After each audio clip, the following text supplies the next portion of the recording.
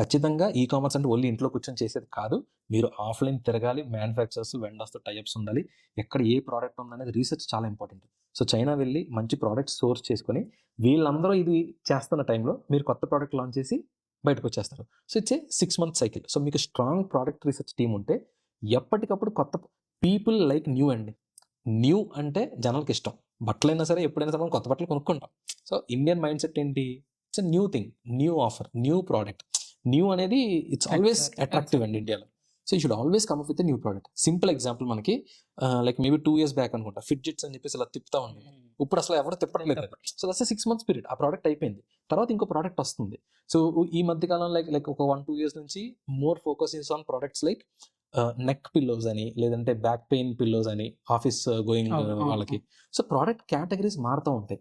So, మీరు ఏది మారింది, ఎవడేం చేస్తున్నాడని చూడడం కన్నా be a good researcher so that you will be the first comer advantage. Okay, first comer advantage ఉన్నవాడు ఎవడైనా సరే బాగా సంపాదిస్తాడండి. So, you have to be that first person. మీ రీసెర్చ్ టీమ్ బాగుండి మంచి ప్రోడక్ట్స్ చూస్ చేసుకొని ప్రతి 6 నెలలకు ఒకసారి మీరు అలా మనం బ్రౌజర్లో రీఫ్రెష్ కొట్టినట్టు మీ బిజినెస్ని ఎలా మీ ప్రోడక్ట్ లైనప్ని రీఫ్రెష్ కొట్టగలిగితే సో యూ విల్ సస్టైన్.